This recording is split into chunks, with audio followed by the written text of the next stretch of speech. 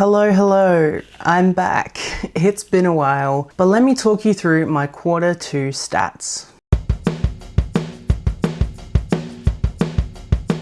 My quarters are different from everyone else's for some reason. I just decided to do them every 4 months instead of 3 months. We're going to be talking about May, June, July, and August of my reading and my YouTube-ing.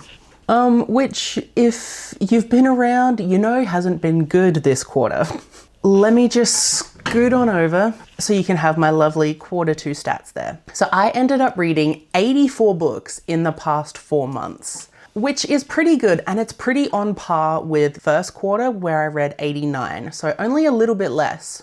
The amount of pages I read were 11,402, which is significantly less than quarter one, where I was around 16,000, but my average rating is roughly the same with an average of 4.03. So I'm still reading relatively good books.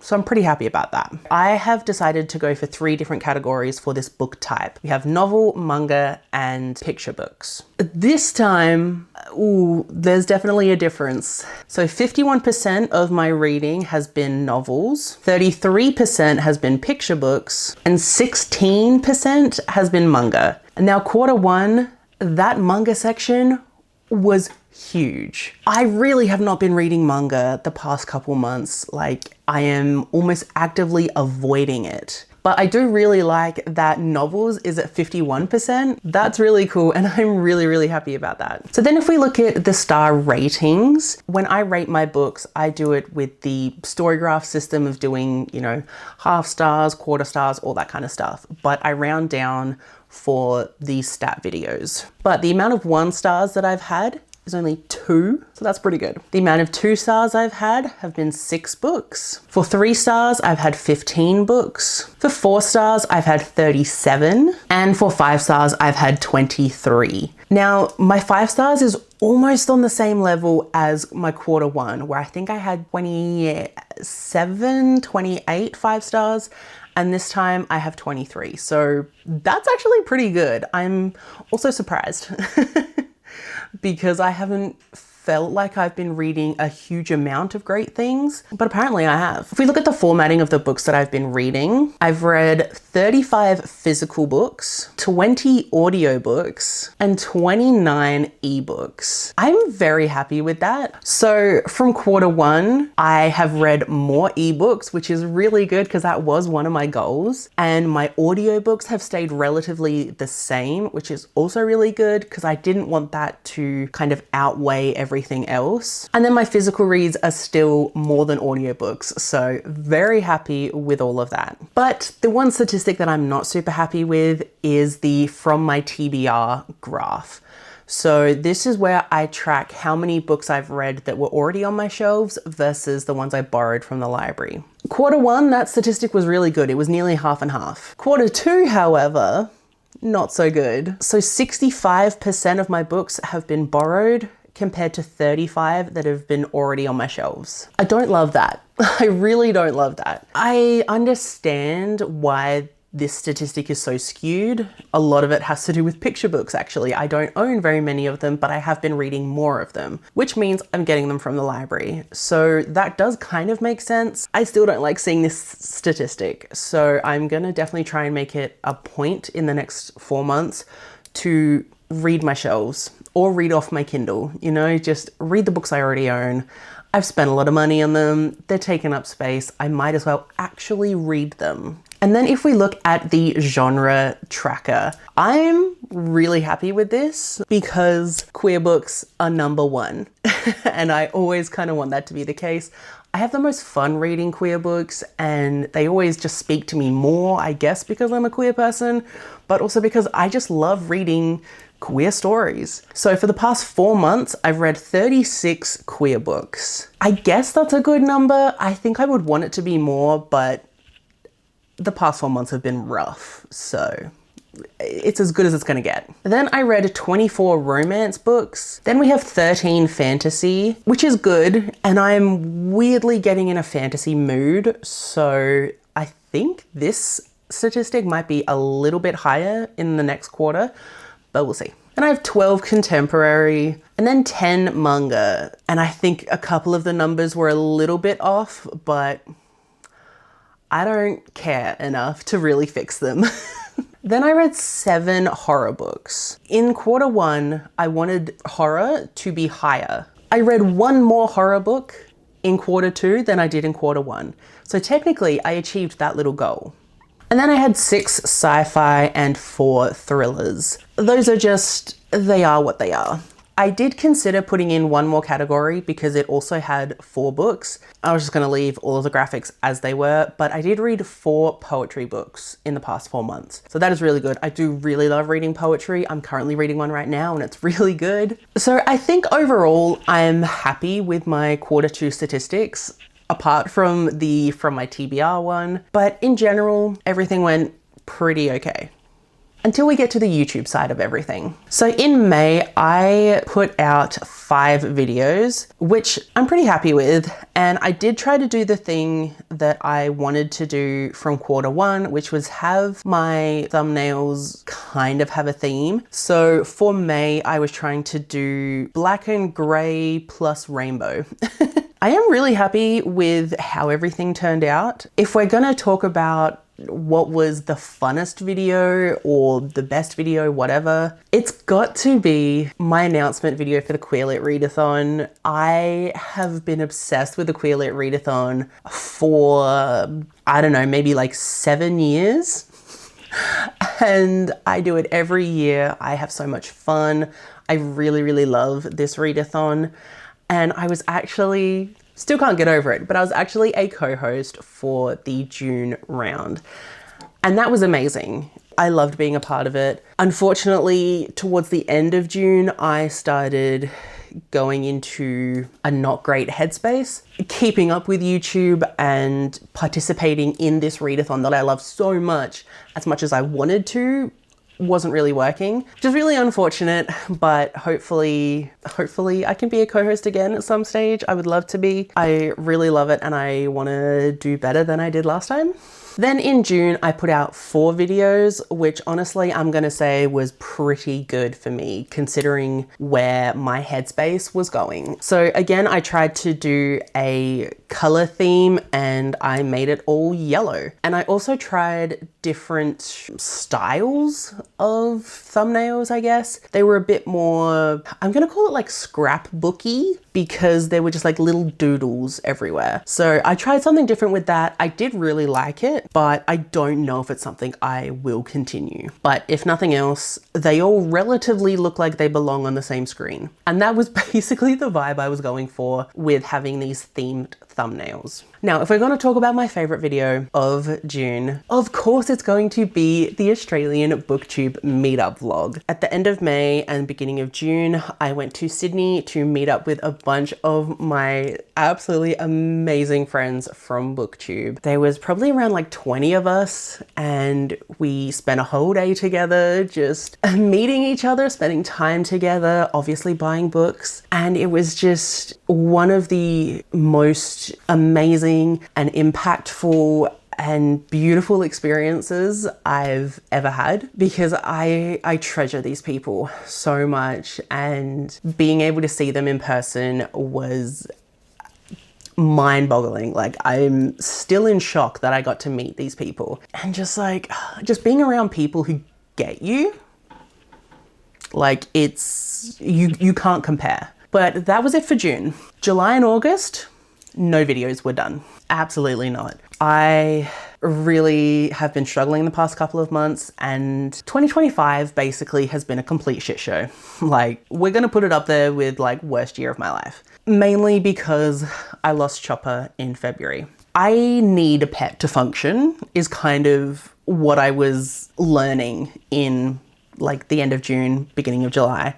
But as much as I need a pet to function and be a little bit more stable, the thought of getting another pet at that moment, and even right now, was heartbreaking. I could not do it because it felt like I would be replacing Chopper, or that like I wasn't getting a pet for the right reasons and all these kind of things. So I've been trying to work on that, on how to be like kinder to myself and to let myself feel these things and also trying to like strengthen myself, I guess, by letting me feel these emotions, because a lot of the times I push my emotions down to focus on other stuff. So I was really just letting it all out in July, and I've been clawing myself back in August, and now in September I'm feeling good again and we're filming. It was a journey. It was a really rough time. I tried to film some videos and I couldn't do it. I would turn on the camera and I'd immediately like hate myself, which is not something I'm really used to. Like, I really love myself. I love who I am. I love how I look. I love how I talk with my hands and do stupid shit. Like, I love myself. And the fact that turning on a camera made me hate myself, that was also a lot to process. So I had to go through all of that. So nothing happened in July or August. I was just healing and figuring out if I could do YouTube again, if I wanted to, and figuring out what I want to do with my life and how I can help myself. It sounds mean to say, but because no one else is going to help me. But I've always kind of been that way, very much, I'll do my own shit. Like, I don't want you around kind of thing, in the nicest way possible, you know? So it's been rough, but I am potentially on the other side. So I'm feeling okay, basically. And I want to try this YouTube thing again because it has brought me some of the most amazing people that exist. And I just need to find that fun again. So here I am in September trying to find the fun again, and I think I'm nearly there. We'll see how the editing process goes though, because that's gonna be interesting. Now let's go through what I was reading in all of these months. So in May, I read 17 books. Kooky Mayhem was happening. So that was, you know, reading your Kindle books. And that was really awesome because I desperately need to read my Kindle books. So I was definitely reading a lot more ebooks in May, which was really good.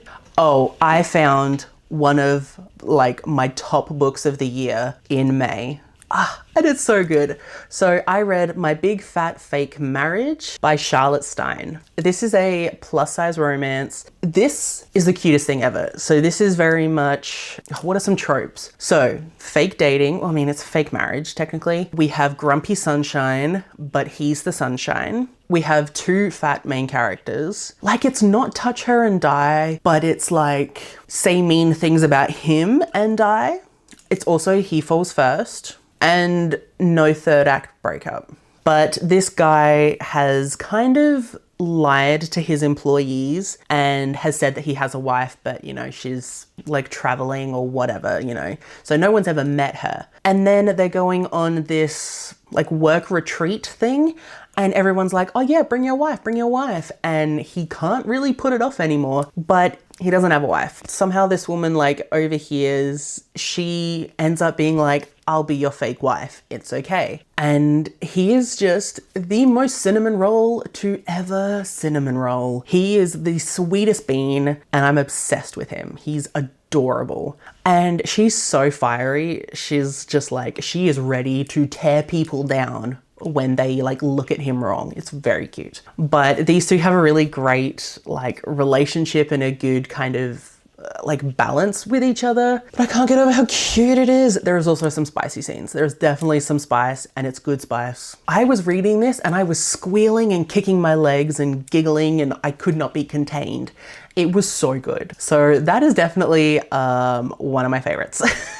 I also read Hungerstone in May. Oh, that was good. Like, it's queer, it's a Carmilla retelling. I still haven't read Carmilla and I really need to, but this definitely made me want to read it more because it was good. It was messed up and like super like manipulative and mind gamey. It was very much a vibes book. It had the creepy vibes. It had the like dark and unsettling and like gothic vibes. Loved. And then for like worst of the month, I read Little Lick of Lust by Cleo Evans. And this is the third book in this Creature Cafe series, which I did love. This one sucked. I was really, really hyped for this one because it was like the Minotaur and we'd met him before. I was like, oh my God, yes. But the female companion to him, she had no idea that monsters exist. And then she found out in this book and has no reaction. I was like, get the fuck out. There's no way you don't have even the tiniest little bit of reaction. you know? So that very much annoyed me. So in June, I read 18 books. This was the Queer Lit Readathon. So obviously I was trying to read as many queer books as I could. And I definitely had some really good books. So I finally read Queens of Geek by Jen Wilde, and 5 stars. I'm obsessed. It was so good. I read this physically, and that's saying a lot for me because I read this in like 2 days. I could not put it down. It was so good. It had the best kind of geek culture, and we had really great autistic rep. And I'm finding that maybe I actually like friends to lovers because I keep reading friends to lovers books and they keep being good. We had really good bisexual rep as well, which I loved that. Like at the core of it though, it was just about these 3 friends and, you know, their lives going in kind of different directions and freaking out about that, rightfully so, but it was still about their friendship. And I loved that. It was so good. Ooh, then I also read Murder by Memory by Olivia Waite. I loved this. This was so good. This is a short sci-fi novella. It is queer. It's about like in this world, they've kind of conquered immortality by like, you like download your brain and your memories into a new body. And in this, a bunch of people's like brain memory data storage things get wiped. So there is no revival for them. They are technically now dead. And this woman wakes up in a body that's not hers much earlier than she had planned to wake up. And she's kind of a detective, so she has to find out who killed all these people kind of thing. I love the writing. I love the characters. I'm so glad that this is a series because I want to follow this main character. She's awesome. She's also very complicated. It was so fun. It was like a little murder mystery, but sci-fi. And it was good. I would highly, highly recommend that. And then worst book. So I read the first volume of My Boyfriend is a Dog. It was shit. Like this dog is like humanoid kind of thing, right? And like he has a job, he talks, all these kind of things. But his human boyfriend treats him like a dog, you know, gives him pats and belly rubs and treats and all these kind of thing, and like goes to the groomers, and it's just like, please stop treating your boyfriend like a dog because it's really uncomfortable. Like, oh, I did not have fun there. Then I don't want to say this is a worst book because technically I gave it 4.5 stars, but I need to talk about it. So that is Everything the Darkness Eats by Eric LaRocca. I have not been so triggered by anything since I watched, what is it, American History X or something? Something like that I had to watch for a class in university. This book triggered the fuck out of me. And like, I knew going in what the triggers were, which is sexual assault, rape, all of that. I knew that going in, but I've read so many books now that have, you know, those triggers in them and I've felt nothing. So I thought this would be just kind of one of those where, you know, it'd happen and I would take a moment, but I'd be okay. And, you know, I'd move on, kind of feel nothing. That did not happen. I had to throw my phone away because I was listening to the audio. I had to throw my phone and I started shaking and crying. I had that all over cold feeling. Like this is just very much what happens to me when I get triggered and like when my PTSD kind of unearths itself. So it took me a long time to finish that book. If sexual assault is a trigger for you, don't read this because it is the most graphic sexual assault and rape that I've read ever. And I've read some messed up stuff. It was just so written and so prolonged and intense that I could not recover. Was it still a good book? Yeah. It was. I still gave it 4.5. Then in July, I read 30 books. And while that might seem like a really cool accomplishment, they're mostly picture books. So this was the Australian Readathon month. I find that every time the Australian Readathon comes along, I just want to read all the Australian picture books that I can. And a lot of the ones I do pick up are Indigenous and they tell of different Dreamtime stories or like different histories from different language groups. And it's always just fascinating to read about. And I love so many of them. But if we're going to talk about best of the month, this is where I read my favorite horror. And that is William by Mason Colley. I could not put this down. I was having so much fun reading it. This is a robot AI kind of thing. And this like scientist has made this robot that he calls William. But like something's up with William. And the scientist has to like keep William behind lock and key. It's like William can hear things that he shouldn't be able to hear. He knows things he shouldn't be able to know. It sounds like William's talking to himself sometimes. Like, William's just weird. But then something happens. There are people in the house and the house is put on lockdown. And then people start dying. And it's amazing. It was so much fun. It had like escape room vibes, but without it being an escape room, and just people dying in gruesome ways. So entertaining, so fun. I'm obsessed with this book. I need to own it. Oh, it was so good. Did I have a worst? I don't think I had a worst book of the month. I mean, like, there were some picture books I read that I just didn't really vibe with, but like, they weren't bad. So we'll just get on to August, shall we? So in August, I read 19 books. One of the best that I read was The Halfling Harvest by S.L. Rowland. This is book 3 in the Tales of Adria cozy fantasy series. I'm obsessed. I loved it. I've given all of 3 books 5 stars, and in this one there's a winemaking competition, there's a sapphic romance, it's all very cozy and like, how do I save this winery and how do I live up to my potential kind of thing. I loved it. Please go read the series. They're all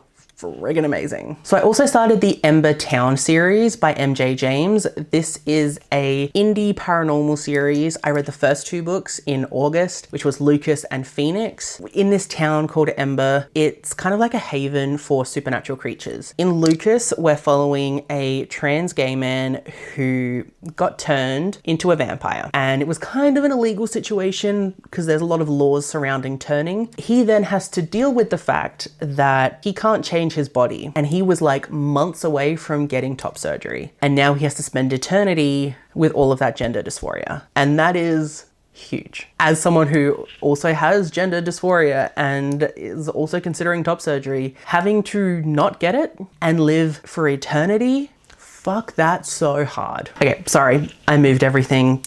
There was a beam of light. It was annoying. So Lucas was really great. And then I like immediately picked up Phoenix, because in Phoenix, we're following Phoenix, who is she's a werewolf, but she's like next in line to be the alpha. And she's also autistic and has to struggle with the like intense sensations that you get with being a werewolf. And she has to, you know, fight for her place in the pack, which is not honored because of her autism, but she is fucking amazing. She kicks ass. I want a whole like 400-page book just on Phoenix, and I'm really looking forward to reading the rest in the series.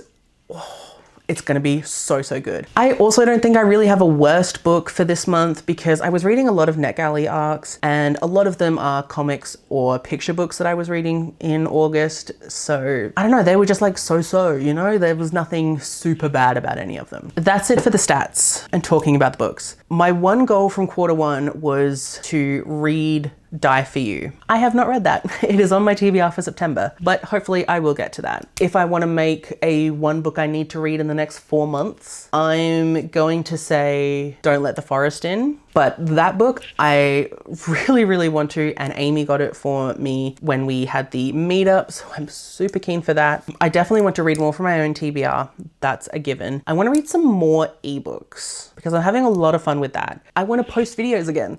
That's the big thing. I want to post again. That's going to be that. But let me know down below how your reading has been going the past 4 months, and if you have any recommendations for me, let me know. But that's going to be it from me. So thank you so much for watching, and I'll see you in my next one. Maybe.